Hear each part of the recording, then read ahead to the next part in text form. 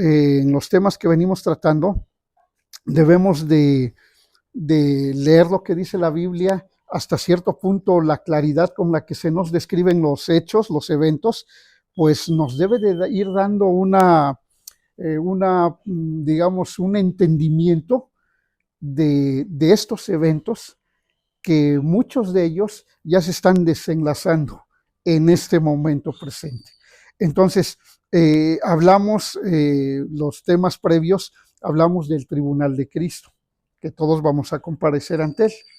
Hablamos de las bodas del Cordero, o sea, la boda celestial de Jesucristo con la iglesia. Eso lo hablamos la semana pasada.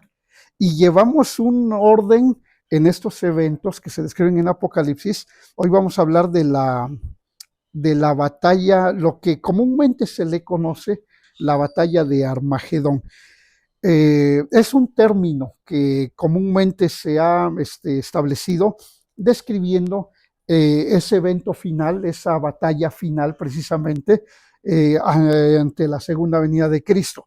Hay un cuadro que tenemos ahí, que hemos venido repasando, de lo que son los eventos que suceden en este libro de Apocalipsis, sobre todo en los últimos 7 años, y ahí lo tenemos. Esos 7 años se dividen en 2 periodos iguales, 3 años y medio, 3 años y medio. En los primeros 3 años y medio, la Biblia en general nos ubica que será un periodo que podemos describir, y es un término bíblico, como paz y prosperidad. Dice Pablo que cuando digan paz y prosperidad, vendrá sobre ellos destrucción repentina. Y luego en el primer sello que vemos ya en el Apocalipsis, el apóstol Juan dice que vio un caballo blanco y uno que lo montaba un jinete, y venía avanzando, iba liderando a los otros caballos que venían detrás de él. Si recuerdas ese pasaje. Entonces va un caballo blanco y detrás de él vienen otros 3 caballos.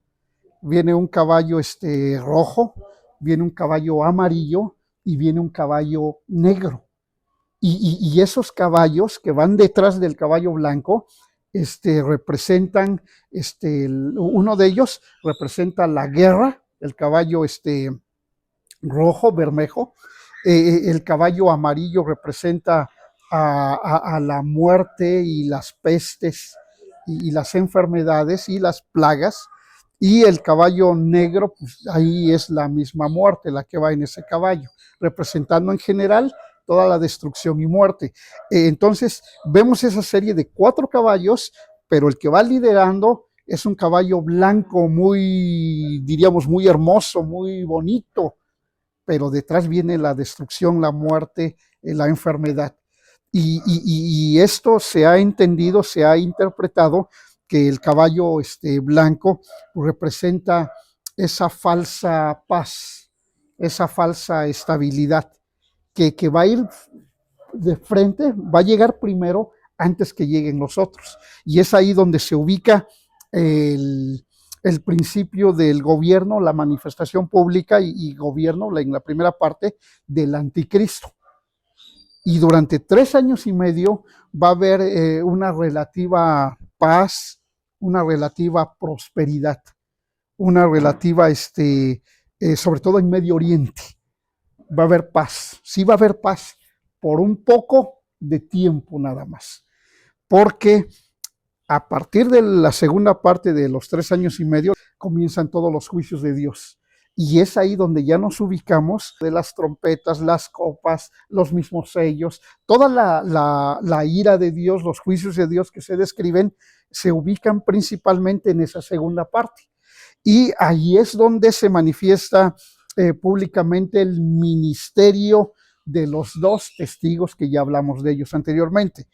En este mismo periodo, mientras aquí hay juicio de Dios, están los 2 testigos, está obviamente gobernando el anticristo en el cielo. Para ese entonces la iglesia ya no está aquí en la tierra. Si nosotros interpretamos, si nosotros creemos, si nosotros estamos en la postura, digamos, teológica de interpretación, que el arrebatamiento fuese antes de que comience el anticristo a gobernar. O sea, el arrebatamiento pretribulación, o sea, antes de los 7 años. La iglesia está en el cielo. Entonces, todos los creyentes, los que ya han muerto, ya han resucitado y están en el cielo. Los cristianos, los creyentes vivos, si Dios nos da esa bendición y en el arrebatamiento fuese ya y estemos con vida, entonces también estaremos en el cielo y ahí tendrá lugar el tribunal de Cristo. Una vez que termina el tribunal de Cristo, vienen las bodas del Cordero, allá en el cielo. Seguimos en el cielo, la iglesia está en el cielo. Y una vez que termina las bodas, la celebración de las bodas del Cordero, es cuando entonces, Apocalipsis capítulo 19, en la parte final, Jesucristo viene en su segunda venida. Y tenemos ahí bodas del Cordero. Tenemos un cuadro ahí en rojo que dice Armagedón y está pegado literalmente a lo que es la segunda venida de Cristo, porque precisamente cuando aquí en el mundo está Armagedón, la guerra, la batalla, es cuando viene Jesucristo. Y literalmente la batalla de Armagedón culmina con esa venida de Cristo.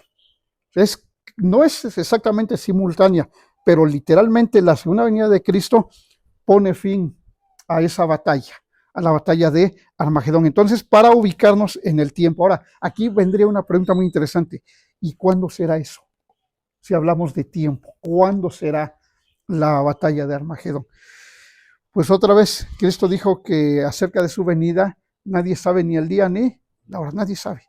Pero podemos tener de alguna manera las referencias de los eventos proféticos. Por esa razón estudiamos las parábolas del reino que nos hablan de la segunda venida de Cristo y de ese juicio de Jesucristo hacia los hombres. Luego hablamos de Mateo capítulo 24 con las señales y comenzamos Apocalipsis. Nada más para terminar esa línea de tiempo, es Armagedón, segunda venida de Cristo, y enseguida, con la segunda venida de Cristo, comienza ese periodo conocido como el milenio, 1000 años. Y fíjense cómo Apocalipsis va describiendo esto hasta de una manera sistemática y ordenada. Entonces, Armagedón es un término que la Biblia usa, pero lo usa una sola vez.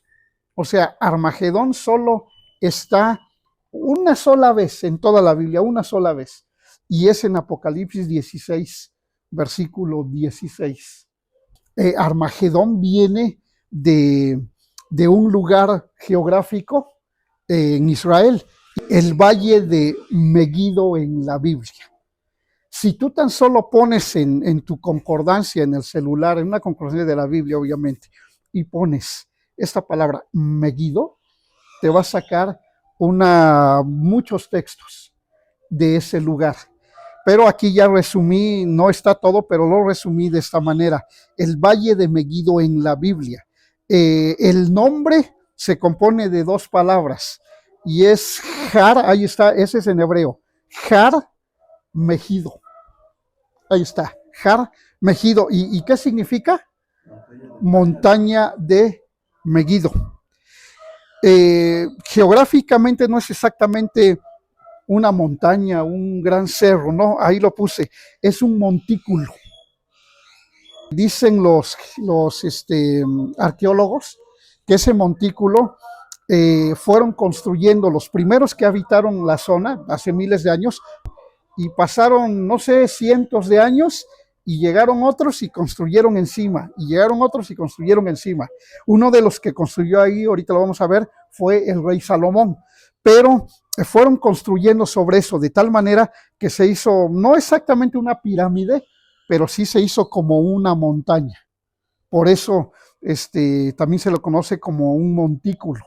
Pero a la vez, ese lugar le da nombre a todo un valle y a pueblos, aldeas ahí en la zona, ¿sale? Entonces es un montículo, valle, ciudad en la parte norte de Israel, aproximadamente a 90 kilómetros de Jerusalén. Bueno, el Antiguo Testamento registra eventos importantes en este lugar que se llama Megiddo y que Apocalipsis dice montaña de Megiddo o Armagedón, ¿sale? Ahora, ¿qué pasó ahí rápidamente? Josué conquistó el pueblo de Megiddo, Josué. ¿Se acuerdan cuando Josué lideró a los israelitas y llegaron ahí a la tierra prometida? Cuando ellos ya pasaron el Jordán, comenzaron a conquistar y ellos conquistaron, los israelitas, el pueblo de Megiddo, Josué 12:21, ahí está. Y enseguida Megiddo le fue entregado ¿a qué tribu? Jueces 17:11. Toda esa región le fue entregada, era parte de la tribu de Manasés. En Primera de Reyes 9:15, Salomón edificó varias ciudades y entre ellas edificó Megiddo.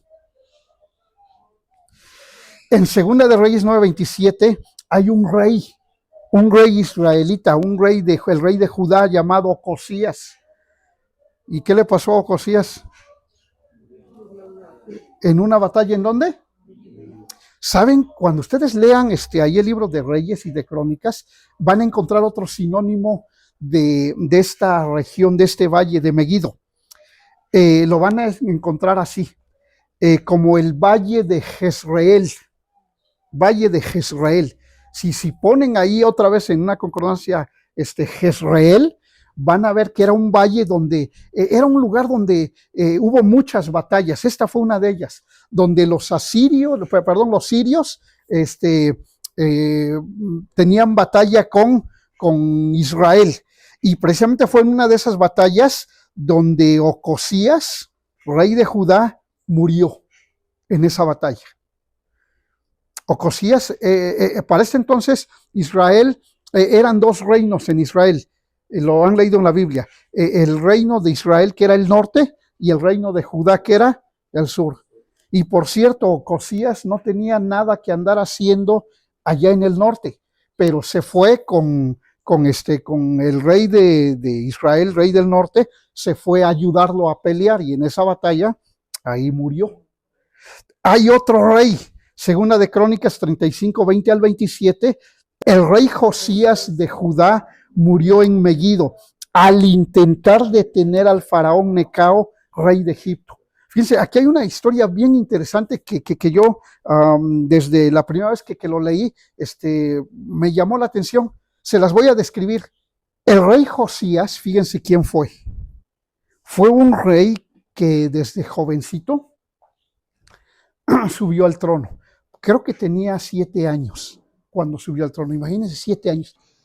Se convirtió, bueno, porque murió el rey, él era niño, y como era un linaje real, al que le correspondía el reinado era él, y tenía 7 años. Y subió y se convirtió en rey a los 7 años. 8 años, bueno, 8 años, subió al trono. Y resulta que ellos tenían muchos consejeros, de los ancianos, de los consejeros del rey, y lo aconsejaban bien. Y este rey tenía un corazón que buscó a Dios desde pequeño.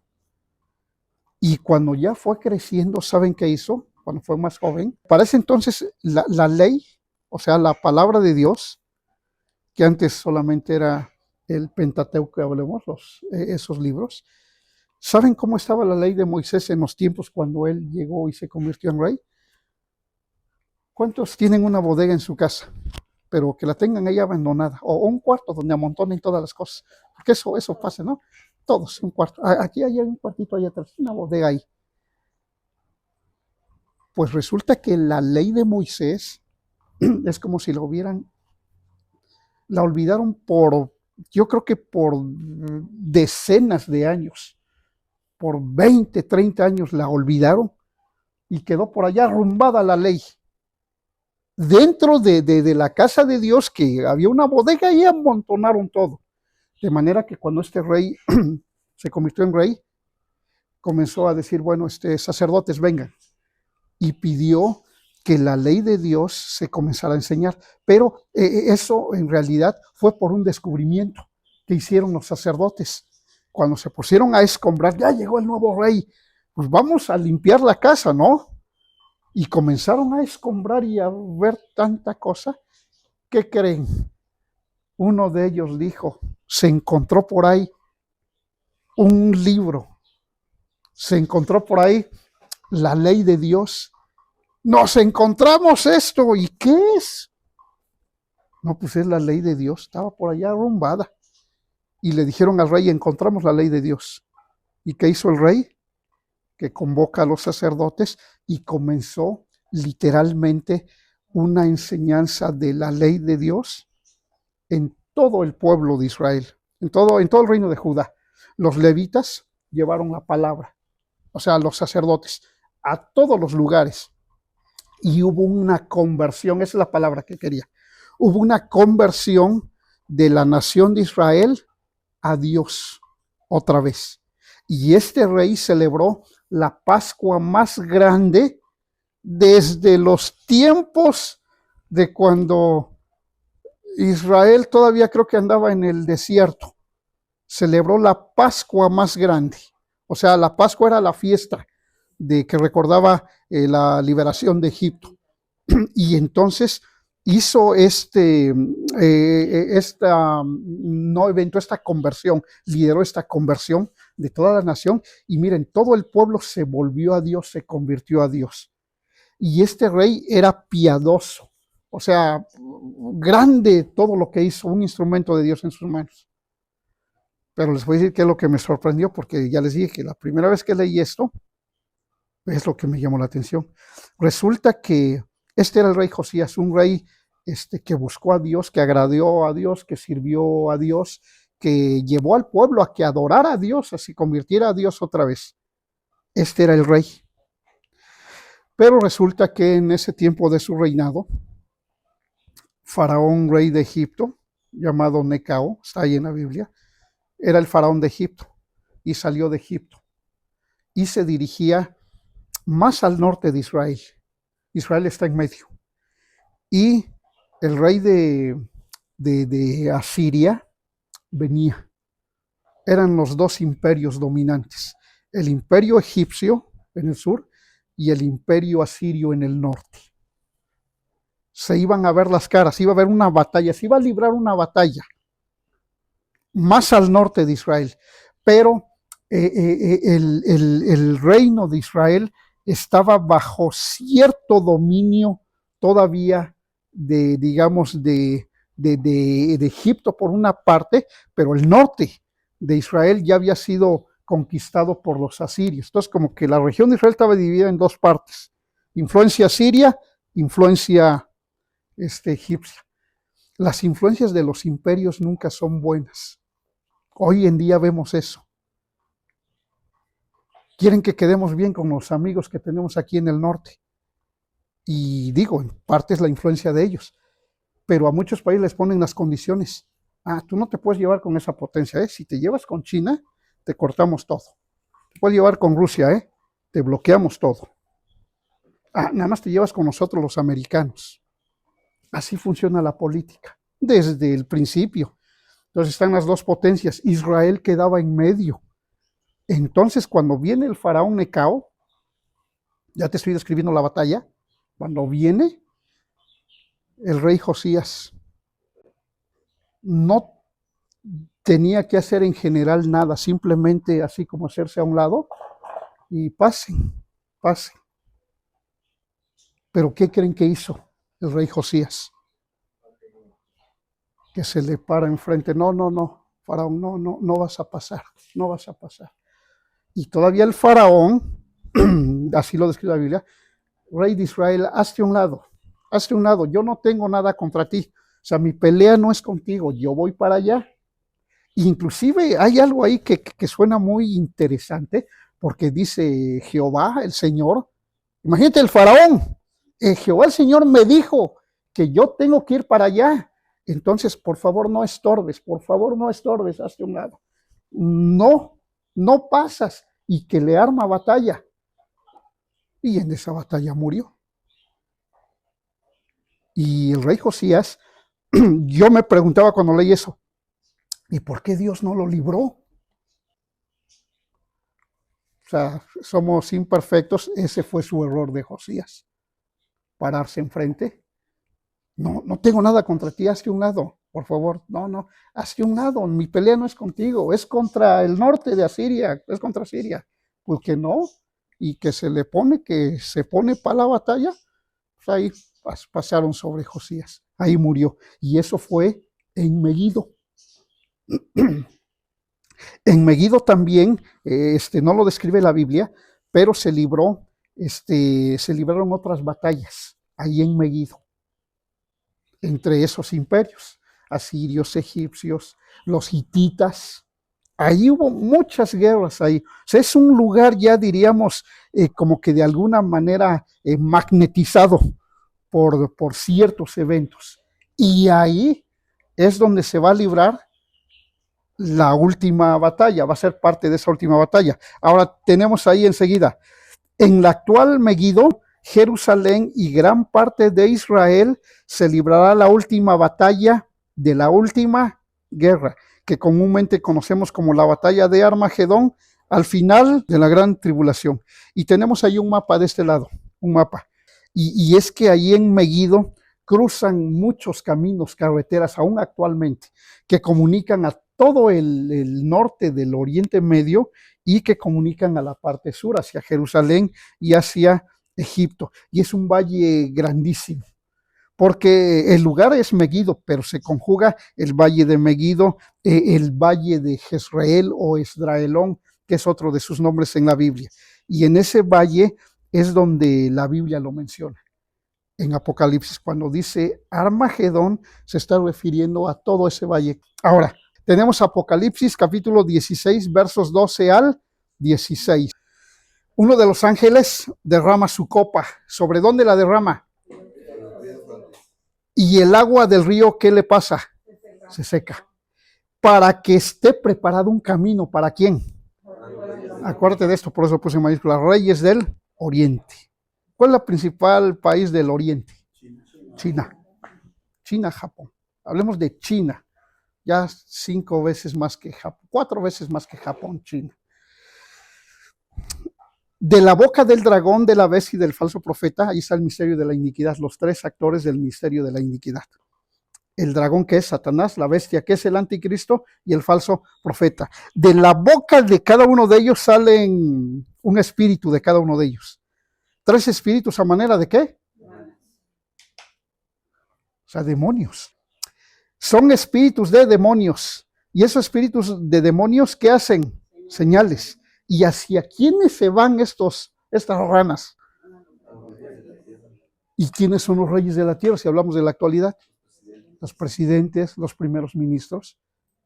Y se fueron a los reyes de la tierra, o sea, a todos.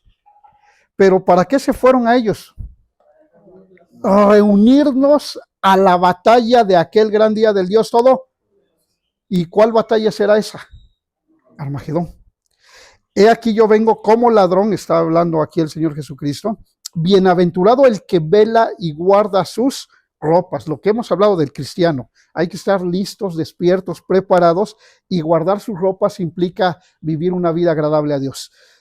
Y dice, para que no ande desnudo, o sea, el cristiano, y vean su vergüenza. Bueno, y reunió a aquellos reyes de la tierra, los reunió en un lugar que en hebreo se llama, y es el lugar que ya vimos, donde han pasado muchas batallas desde la antigüedad. Hay otro texto más, habla ya de que el cielo, se abre el cielo y viene Jesucristo montando un caballo blanco, por cierto, también, y por eso muchos han interpretado, no, es que el caballo blanco es Jesucristo, el de Apocalipsis 6, el caballo blanco de Apocalipsis 6 es el caballo blanco de Apocalipsis 19, no es el mismo. Son 2 momentos diferentes. Uno al inicio, digamos, de la tribulación, vamos a hablarlo, porque es cuando llega el anticristo con paz y seguridad, y el otro es al final. Y uno sencillamente, el caballo blanco de Apocalipsis 6, de los sellos, ese de repente sale así sobre el mundo, aparece. Pero Jesucristo viene desde el tercer cielo, por eso el cielo se abre. Fíjense lo interesante. O sea, no hay manera de pasar de un cielo a otro cielo si no es por un, literalmente, diríamos, un portal dimensional. No hay manera. Y sobre todo aquí, sobre todo en este caso, del tercer cielo, se abre el cielo y aparece Jesucristo, entra, y con los ejércitos celestiales. Ahí es donde dicen, y de esto vamos a hablar la otra semana, no me voy a adelantar mejor. Es la segunda venida de Cristo. Pero es cuando viene, y entonces el apóstol Juan dice, y vi a la bestia, el anticristo. Y está la bestia, y los reyes ¿de quién? Y los ejércitos. Y se reunieron en un lugar que ya vimos en el texto anterior, para guerrear, para pelear contra el que montaba el caballo. O sea, pareciera que los están esperando estos ejércitos, porque los espíritus que salieron de estos tres fueron a incitar, a llamar, a traer a los reyes. Esos reyes, en otro pasaje más, dice que son los capitanes, los poderosos. Y los reúnen, pero los reúnen como para esperar a alguien, para pelear contra alguien, que es contra el que monta el caballo, Jesucristo, y contra el ejército de Jesucristo. Pero verso 20 que está ahí en pantalla, y la bestia fue apresada, la bestia. Ok, antes, porque aquí vamos a ver esto, hay una secuencia. El dragón, la bestia y el falso son tres. Aquí nos va a hablar de dos. Y la bestia fue, y con ella él, o sea, los dos de los tres principales fueron apresados. Verso, ahí mismo, estos dos fueron lanzados vivos dentro de ¿dónde? ¿Qué arde con qué? ¿Cuántos fueron lanzados? ¿Fueron lanzados muertos o vivos? Fíjate la similitud en esa contraposición. ¿Cuántos testigos habla Apocalipsis? Dos. ¿Y esos dos testigos hasta ese entonces que aparezcan murieron? No. ¿Se fueron vivos a dónde?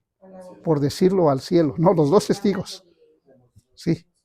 Entonces, aquí hay dos también. Aquí hay dos que no mueren y aquí hay dos que no mueren. Aquí hay dos que se van vivos al cielo, por así decirlo, y aquí hay dos que se van vivos. ¿A dónde? Esos dos fueron lanzados vivos dentro de un lago de fuego que arde con azufre. Este es el final del anticristo y del falso profeta en la batalla de Armagedón. Ese es su final. Fíjense cómo es la palabra tan perfecta que enlaza todos estos textos. Apocalipsis 19 otra vez dice que cuando Cristo venga en su segunda venida, dice que una espada sale ¿de dónde? De su boca. Ahora, aquí este pasaje de 2 Tesalonicenses, Pablo le escribió a la iglesia de Tesalónica, verso 7, porque ya está en acción el misterio ¿de qué? Lo que ya hablamos. Solo que hay quien al presente lo detiene. Hay alguien que está deteniendo, que es un muro de contención para que se manifieste plenamente la iniquidad y hasta que él a su vez se ha quitado de en medio. Y entonces cuando se ha quitado de en medio, lo que lo detiene, se manifestará ¿quién? El inicuo. ¿Y quién es el inicuo? El anticristo. A quien el Señor, está en mayúsculas, matará con el espíritu de su boca y destruirá con el resplandor de ¿qué? Esa es la segunda venida de Cristo. Y aquí dice que al inicuo el Señor lo matará con el espíritu de su boca y lo destruirá con el resplandor de su venida. La segunda venida de Cristo va a ser en gloria, va a ser espectacular, va a ser una luz fulminante. La batalla de Armagedón como tal no va a ser nada. 5 implicaciones del Armagedón. 5 implicaciones del Armagedón. Por ahí hay esa imagen, es muy famosa en el internet porque representa la temida guerra que no pasó y no ha pasado, pero sí va a pasar. al final, que esa imagen representaba el conflicto entre Estados Unidos, ahí ven a la Estatua de la Libertad, ven la bandera en el fondo, se ve muy tenue la barra, las estrellas, bandera de Estados Unidos, se ve una explosión nuclear y de este lado en la orilla se ve muy ligeramente, creo que no se distingue aquí, la hoz y el martillo que representa la bandera de la entonces Unión Soviética, y era lo que todo el mundo esperaba. En los años, sobre todo en los años 60, se esperaba ya una guerra nuclear entre Estados Unidos y la Unión Soviética, se esperaba. Y el Armagedón, en cierto modo, va a ser la tercera guerra mundial, el Armagedón. Vamos a ver el primer punto. Es una guerra. Es una guerra de varias fases que se desarrollará en la gran tribulación durante 3 años y medio. Esta es opinión mía, ¿vale? Tratando de explicar eso, es opinión mía. Yo creo que la segunda parte de la tribulación de 3 años y medio, ahí se va a desarrollar la guerra como tal de Armagedón o tercera guerra mundial. Esa va a ser. La guerra de Armagedón va a ser la tercera guerra mundial y va a ser una guerra relativamente corta, de 3 años y medio. Ahora, estamos hablando no nada más de una batalla, sino de una guerra. Y la historia, y tan solo en el siglo XX, podemos hablar de 2 guerras mundiales. La Primera Guerra Mundial, de 1914 a 1918. Entonces surge, bueno, se da esta guerra en Europa, se le conoce como la Gran Guerra también, o Primera Guerra Mundial. Y esa guerra obviamente duró 4 años, en general 4 años, y pues cambió a toda Europa.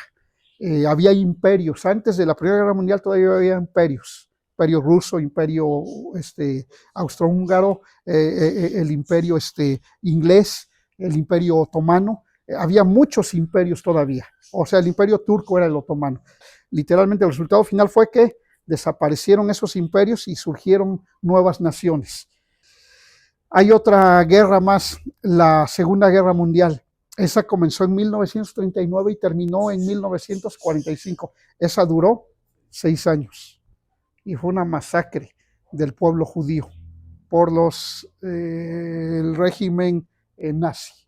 O sea, ellos masacraron, dicen que como 6 millones de judíos y también otras etnias que masacraron, pero principalmente judíos. Esa guerra terminó en 1945. Y por ahí es muy interesante porque nosotros tenemos una versión occidental de esa guerra, que en la Segunda Guerra Mundial los vencedores fueron los americanos. Y ellos, los vencedores, y así se pinta de este lado de Occidente. Pero no es así. En realidad los alemanes fueron vencidos por los rusos. O sea, aunque no les guste, pero fueron los rusos. O sea, si los rusos no hacen ese contraataque, o sea, arrinconaron, y después de que ellos también los masacraron, o sea, se fueron y llegaron hasta el mismo palacio del dictador alemán. Y el dictador alemán prefirió suicidarse antes que caer en las manos de los rusos. Y claro, también llegaron los europeos, los ingleses, los americanos también llegaron, pero ellos ya llegaron cuando ya estaba todo ahí, literalmente ya casi vencidos los alemanes. Y ya nada más por ahí pasaron otras cosas que la historia occidental pinta muy bonito. Pero muchos de esos criminales nazis se los llevaron a Estados Unidos, los indultaron. Y por eso Estados Unidos fue el primero en obtener la bomba atómica, porque la bomba atómica ya la estaban desarrollando los alemanes. Y fueron de los primeros en tener misiles de largo alcance, porque los alemanes ya estaban avanzados en eso. Y por eso tuvieron un gran avance en ciencia, en tecnología, sobre todo militar, porque a los criminales alemanes se los llevaron para allá. Y los criminales alemanes preferían caer en las manos de los americanos que en las manos de los rusos, porque los rusos los mandaban a Siberia, porque masacraron como 20 millones, o sea, la guerra murieron 20 millones de rusos. O sea, así son las guerras, y así son los intereses en las guerras, y así son las potencias también. O sea, ¿se dan cuenta qué interesante es? Bueno, Armagedón va a ser una guerra de 3 años y medio. Armagedón también es una última, ¿qué? O sea, las guerras se componen de grandes batallas. Y la última batalla de la guerra de Armagedón, precisamente es la batalla de Armagedón. Y es la última batalla del hombre contra quién.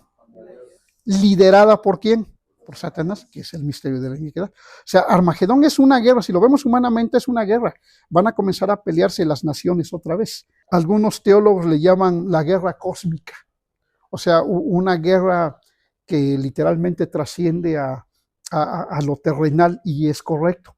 Digamos que es una batalla espiritual en cierto modo, pero a la vez física. Y en esta última batalla es el gobierno humano en su último, todavía tiempo asignado, pero ya el último, en que el hombre gobierne al hombre, gobierno humano. Pero a la vez el gobierno humano, liderado por Satanás, pelean ¿contra quién? Contra Dios. Por eso los pasajes que leímos. Los espíritus demoníacos salieron del dragón, del falso profeta y de la bestia, y se fueron a los reyes de la tierra. O sea, es el hombre luchando contra Dios. Hay una cita en Números 24, 16 al 24. Cuando el profeta, el rey de Moab, Balac,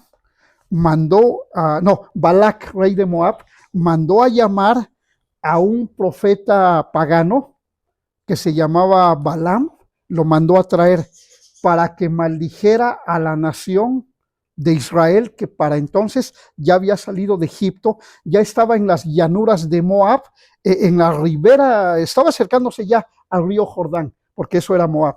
Y como estaba avanzando el pueblo de Israel, todavía liderados por Moisés, estaban avanzando, pues los reyes, en este caso de Moab, ya Moab tenía una región y su límite era el río Jordán. Y cuando escuchó la fama, los rumores, que ya viene Israel avanzando, pues viene hacia acá, ¿qué hacemos? Y que manda a traer un falso profeta, Balaam. Y este falso profeta le dijo que maldijera a Israel. Y fíjense lo interesante de la profecía, porque ¿qué tiene que ver todo esto con Armagedón, con la guerra de Armagedón? Muchísimo. Balaam da una profecía. Y en esa profecía, lo pueden leer en esa cita bíblica, se refiere al imperio asirio y se refiere también a Israel cuando estaba por conquistar Canaán. Ahora ya 2000, 3000 años después, 3500 años después, tuvo cumplimiento futuro en la guerra del Golfo Pérsico. Luego hay otro evento. En Isaías capítulo 10, versos 28 al 34, Isaías estaba profetizando el avance del ejército asirio cuando venía sobre Israel. Al describir el avance del ejército, dice que viene avanzando y pasando por lugares, como cuando es una invasión. Por ejemplo, cuando los americanos invadieron México, pues entraron por varios lugares, pero principalmente por el norte, y se vinieron avanzando sobre Monterrey, sobre San Luis Potosí, sobre Querétaro, sobre el Estado de México, hasta que llegaron a la capital, así, ciudad tras ciudad. Y es lo que describe Isaías del ejército asirio. Menciona lugares, dice, vino hasta Hat, pasó hasta Migrón, en Migmas contó su ejército, pasaron el Vado, se alojaron en Geba, Ramá tembló, Gaba de Saúl huyó. Fíjense lo que está pasando en los pueblos, que viene avanzando el ejército sirio. Grita en alta voz, hija de Galim, otro lugar. Haz que se oiga en Lais, otro lugar. Pobrecilla Nanot, de donde era el profeta Jeremías. Ahí, pobrecilla Nanot. Madema, otro pueblo, se alborotó. Los moradores de Jebín huyen. Aún vendrá día cuando reposará en Nob, otro lugar, alzará su mano al monte de la hija de Sión, al collado de Jerusalén. O sea, el ejército asirio llegó hasta Jerusalén, viniendo desde el norte. Cumplimiento futuro. Describe el avance de los ejércitos de las naciones. ¿Contra quién? O sea, cuando venga la invasión hacia Israel, van a ir avanzando pueblo tras pueblo, pueblo tras pueblo. Luego, hay la otra cita. Daniel 8 habla de una profecía, la profecía del macho cabrío contra el carnero, que incluye por título el macho cabrío. Y ahí el profeta Daniel ve una visión de un macho cabrío, o sea, una cabra, que ve a lo lejos del otro lado, ve a un carnero. Son muy diferentes. Carnero como que es más gordito, sabe más rico también el carnero, creo, y está con 2 cuernos. Y el macho cabrío viene contra él. Y se ven los dos y se lanzan a una velocidad entre los dos. Y ahí, ¿qué está describiendo el profeta Daniel? Está describiendo la guerra entre Grecia y Persia, los 2 imperios mundiales. ¿Y de qué nos habla para el futuro? La Confederación Occidental, ya presente. ¿Quiénes conforman la Confederación Occidental prácticamente? Estados Unidos y Europa. Y a nosotros, a los latinos, nos quieren jalar con ellos. ¿Sabías que la OTAN tiene bases en Colombia? Creo que tiene bases en Ecuador también. Esos presidentes que no saben ni lo que hacen con sus pueblos, ya el presidente de Argentina ya quiere bases americanas en Argentina también. ¿Creen que a México no le han pedido eso? ¿Sí?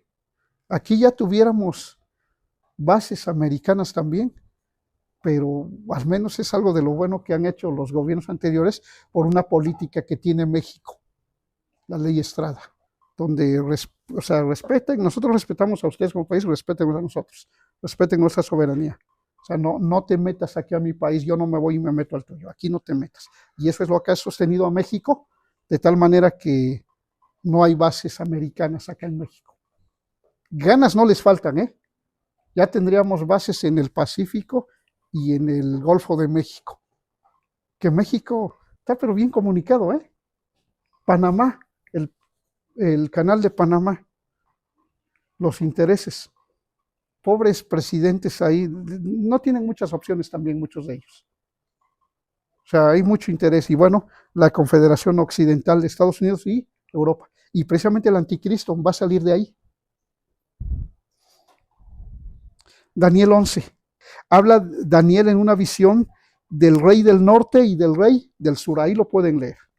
Así se titula, el rey del norte y el rey del sur. Y describe una serie de batallas terrestres y navales entre 2 reyes, ya de los tiempos también del Antiguo Testamento. Recuerda que el ejército griego conquistó a Persia, conquistó todo el mundo de entonces, por así decirlo. Lo acabó de conquistar, llegó hasta la India. Sus generales ya estaban cansados y le dijeron, ya no. O sea, él se quería seguir derecho, quería llegar yo creo que hasta China. Y murió. A la edad de 33 años murió Alejandro Magno, bien joven también. Y cuando él muere, se levantan 4 de sus generales. Se dividieron el imperio en 4 partes. De los otros 2 ni los puse, pero 2 generales de él, uno se llamaba Seleuco o Seleuco, no sé cómo se pronuncia, Seleuco, era un general, y Ptolomeo era el otro general. Seleuco se quedó con todo lo que es Siria al norte de Israel, y Ptolomeo en Egipto. Y lo que describe el profeta Daniel en Daniel 11 es las guerras que tuvieron esos 2 generales, Seleuco y Ptolomeo, pero ya sus ejércitos eran los seleucidas y los ptolomeos, entre ellos. ¿Y quién creen que quedaba en medio como jamoncito ahí, en un sándwich? Israel. Pero bueno, vámonos hasta ahorita. Estas son opiniones mías. ¿Sabes que el mundo ahorita actualmente se está dividiendo? Ya no se habla del tercer mundo ni del primer mundo. Ahora se está comenzando a hablar, no sé si lo han escuchado, del norte global y del sur global. Ponlo ahí en tu tableta, en tu teléfono. El norte global, el sur global. ¿Y quién es el norte global? Las naciones más desarrolladas. ¿Y quién es el sur global? Las que están poco menos desarrolladas y mucho menos desarrolladas. Y están así, entre dos bloques nuevos. Pero esto tiene que ver más con afiliaciones, sobre todo económicas y desarrollo. Pero vámonos a, porque si no, no acabo. Ezequiel 38-39 es otro pasaje que habla de Armagedón.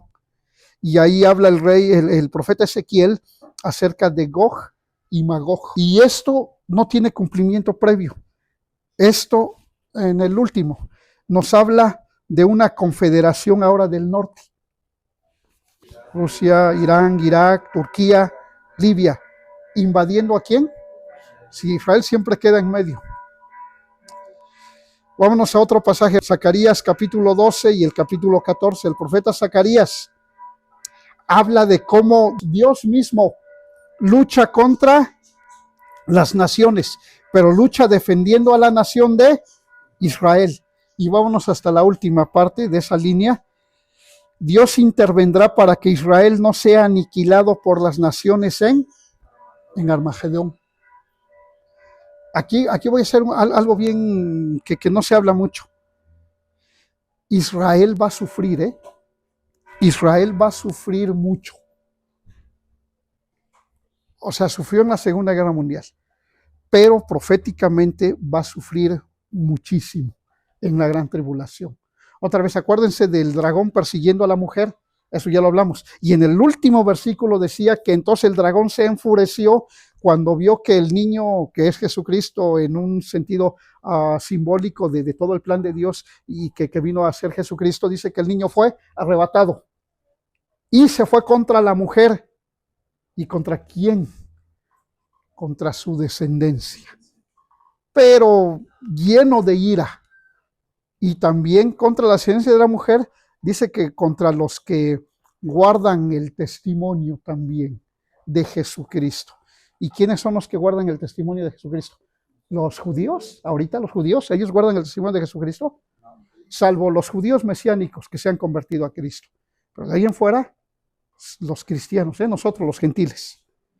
Y el profeta Zacarías describe cómo Dios interviene para que Israel no sea aniquilado por las naciones en Armagedón. No me da tiempo leerlo, pero si leen ustedes esos pasajes de Zacarías, describe lo que ya decía, cómo entra por las ciudades los ejércitos de las naciones y hacen una masacre con el pueblo. Matan gente, violan gente, y está hablando de Jerusalén. Y es cuando Dios interviene, porque si no interviene, Israel es aniquilado. Pero Dios pelea por Israel, interviene y lo libra. ¿Sale?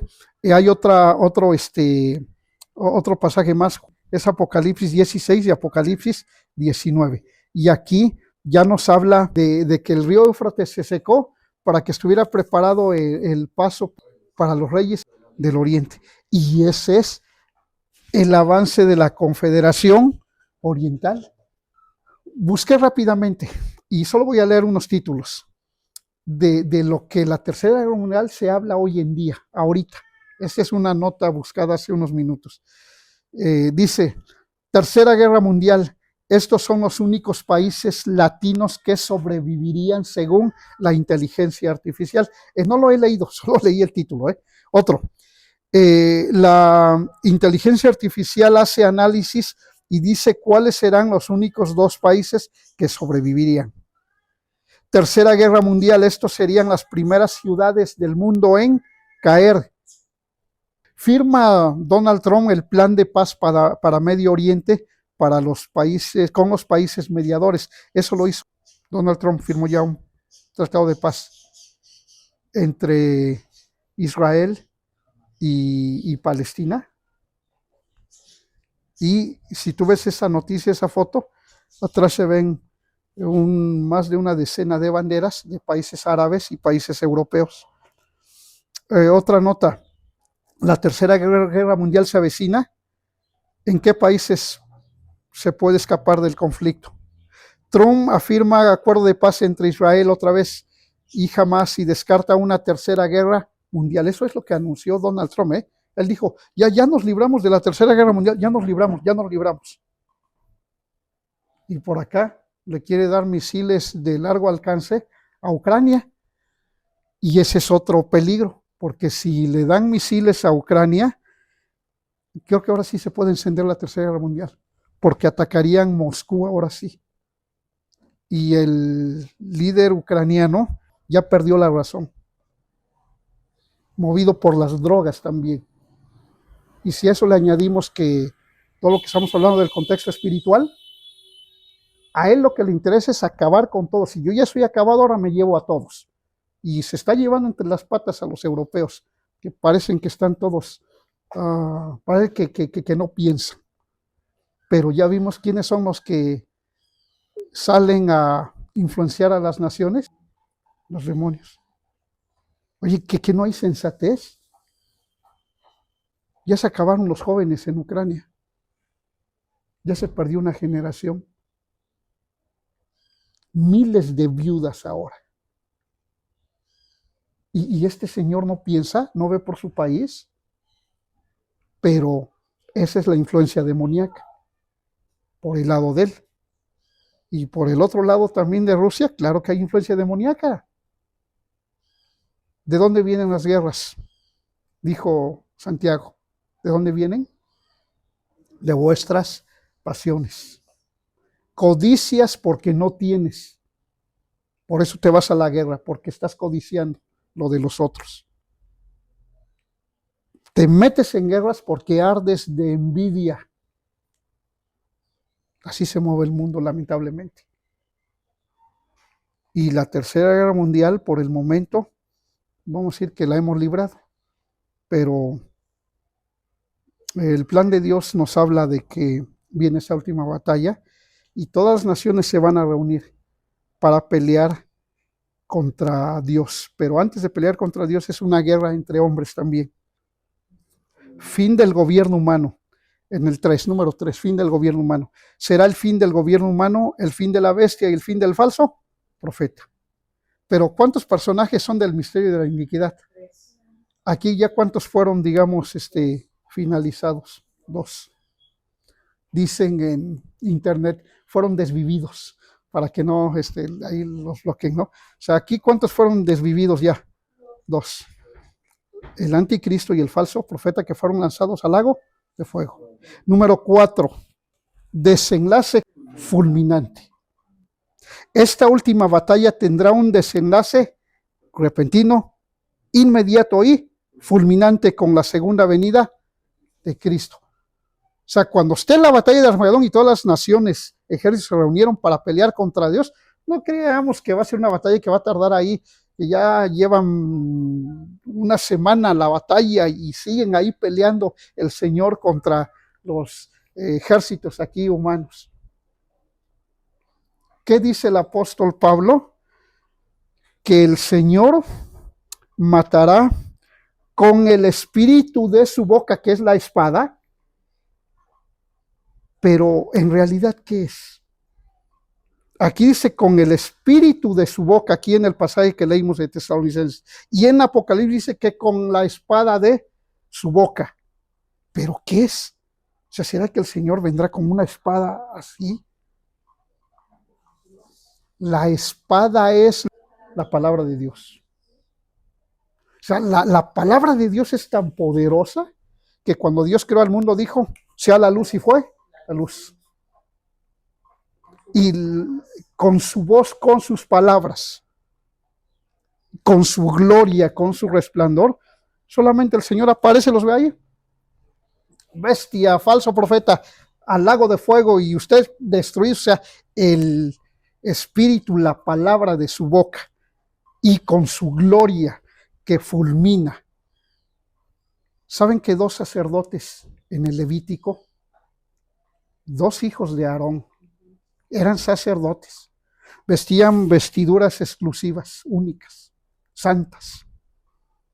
Entraron a la presencia de Dios, entraron borrachos, entraron ebrios, y los sacerdotes tenían prohibido embriagarse. Y si ibas a entrar a la presencia de Dios, tenías que entrar bajo un, voy a decir, protocolo que Dios estableció, bajo reglas que Dios estableció. Cuando entrara, y ellos no tenían que haber entrado para comenzar, solo su padre, que era Aarón, era el único que debería entrar a la presencia de Dios, no esos 2 hijos sacerdotes. Pero al parecer estaban embriagados, porque dice que ofrecieron fuego extraño. ¿Cómo se entraba a la presencia de Dios en esos tiempos? Había un incienso secreto, exclusivo, ya hecho, que solamente creo que el sumo sacerdote preparaba, pero ya hecho. Solo se tomaba la copa del incienso, de los carbones, ahí las brasas, y se le echaba ese aceite, ese preparado, y salía un aroma. O sea, era algo ritual que se ofrecía a Dios, y solo lo debería ofrecer el sumo sacerdote. Estos 2 jóvenes eran jóvenes, entraron a la presencia de Dios, pero entraron ebrios y agarraron lo que no deberían de haber agarrado, y lo agarraron equivocado. Y así entraron con su incienso. Y ¿sabes qué pasó?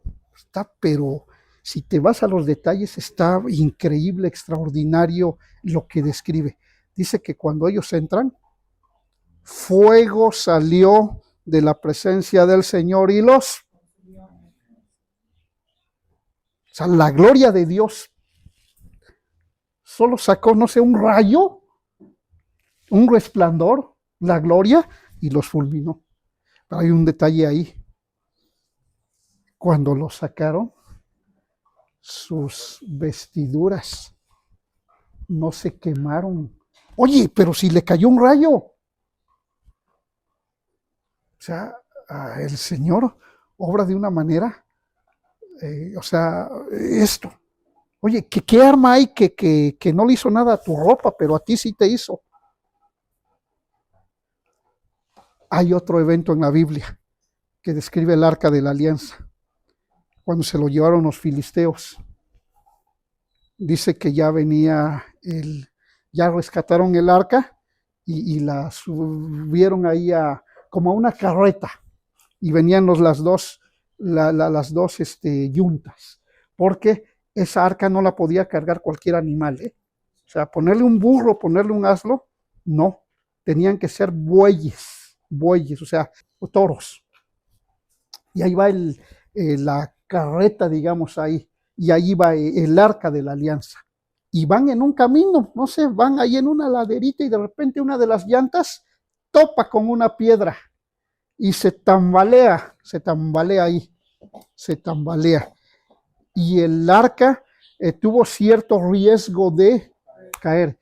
Y uno de los que van ahí, digamos un pobre inocente,